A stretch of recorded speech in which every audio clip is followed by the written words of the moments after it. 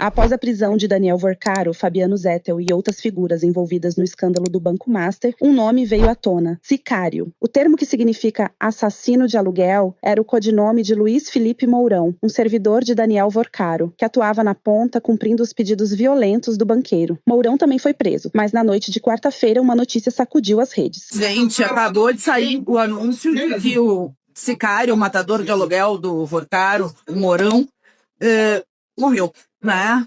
Se foi suicídio ou se foi suicidado, bom, eu acho que tem que ter uma investigação séria em relação a essas circunstâncias. Mas olha a gravidade de alguém que tinha todas as condições de apresentar nomes, de apresentar essa organização criminosa que mexe nos poderes, né?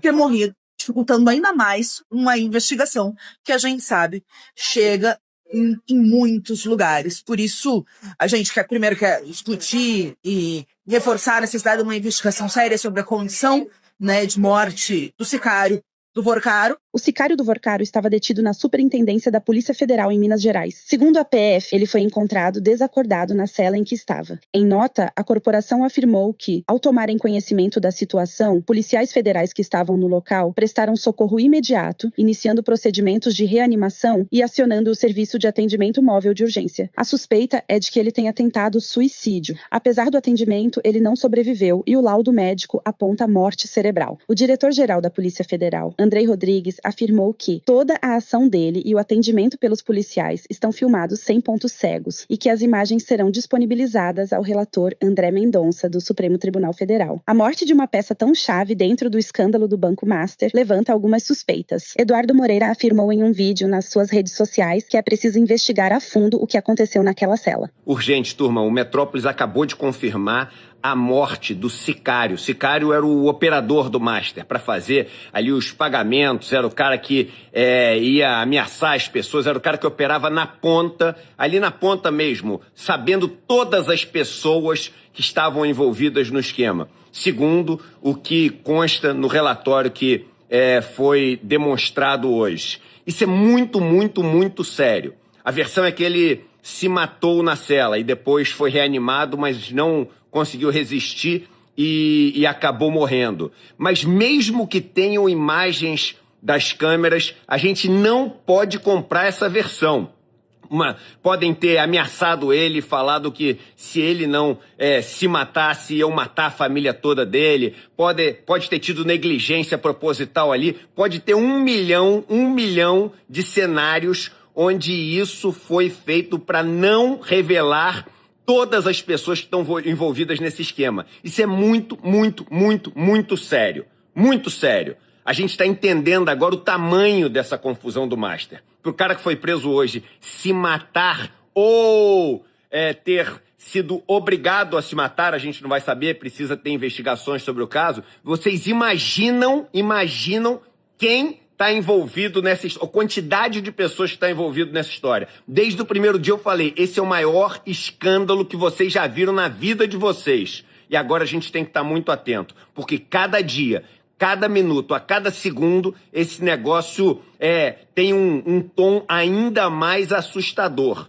Ainda mais assustador. O nome de Mourão apareceu em conversas com Vorcaro num grupo chamado A Turma. Miriam Leitão explicou como funcionava. Eu confirmei agora com 2 fontes que acompanham o dia a dia dessas investigações e elas me dizem que sim, tinha ameaça nos celulares analisados do Vorcaro, ameaça física.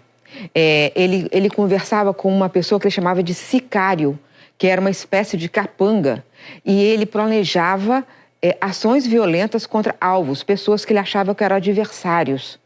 Essa notícia foi dada mais cedo por Lauro Jardim no jornal O Globo, mas eu confirmei com as minhas fontes. Entre ações violentas estavam, por exemplo, simulação de sequestro, bater em pessoas, inclusive jornalistas. O jornalista Renato Rovai afirma que há muita coisa para saber sobre esse caso. O noticiário está quente, muito quente. Nessa madrugada, no final da noite, o sicário, o assassino de aluguel do Banco Master, do seu Daniel Vorcaro, que segundo as mensagens recolhidas pela Polícia Federal do celular do Vorcaro, tentou suicídio de uma forma extremamente estranha numa sede da Polícia Federal. É preciso que isso seja investigado por agentes independentes. Mas esse sicário era o cara que teria o esquema de hackeamento dos computadores da Polícia Federal. Hackeamento? Será que era hackeamento ou ele tinha senha de policiais federais para poder apurar as investigações secretas que estavam sendo feitas contra o Daniel Vorcaro? É preciso entender isso melhor, porque se for isso, alguns policiais federais tinham receio do que ele poderia vir a dizer. Eu não estou aqui lançando suspeitas, mas jornalismo se faz tocando alarme. E essa investigação ainda vai atingir muitos outros veículos de imprensa, porque tudo indica que o Vorcaro tinha construído uma rede através do sicário, que tentou o suicídio, que está com morte cerebral, deve ter morrido, morte cerebral é morte. Enfim, gente, aguardem os próximos capítulos com a pipoca na mão. Na mesma quarta-feira, outros nomes também receberam voz de prisão. Miriam Leitão listou. Eu tenho mais uma informação.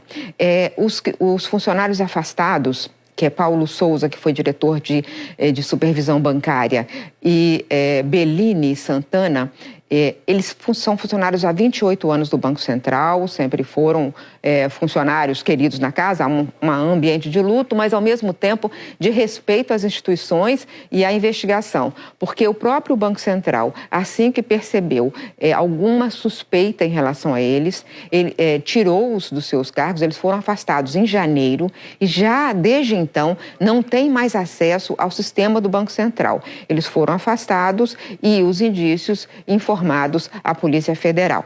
Então, hoje, eles são, há mais informações sobre isso e mais dúvidas, eles são suspeitos, estão sendo investigados. Então, a situação começa muito tensa em Brasília, em todos os ambientes, mas essas são as informações novas. Já se esperava novas ações contra Vorcaro, porque ele é investigado em vários inquéritos, Elter. Mas isso foi surpresa, que tivesse, inclusive, ameaça física a supostos adversários do ex-banqueiro. Fernanda Melchiona cobrou a urgência de uma CPMI sobre o Banco Master. Precisa ter investigação, uma CPMI, que eu e a Luiz Helena estamos pedindo e coletando assinatura na Câmara dos Deputados. Porque a gente não quer endossar nenhum pedido demagógico e mentiroso da extrema-direita, porque a gente sabe que tem muita relação com o caso do Banco Master e do Vorcaro, seja pelo Campos Neto, seja pelos governadores da extrema-direita que meteram dinheiro público nessa farra, rentista e criminosa do Master. E, ao mesmo tempo, a gente precisa ter investigação. Doa quem doer, porque o que não pode é se internalizar o povo, pagar o custo da corrupção e, por outro lado, a gente não enfrentar os poderes, os grandes criminosos. Esse sim, os grandes criminosos do Brasil. Nós vamos seguir essa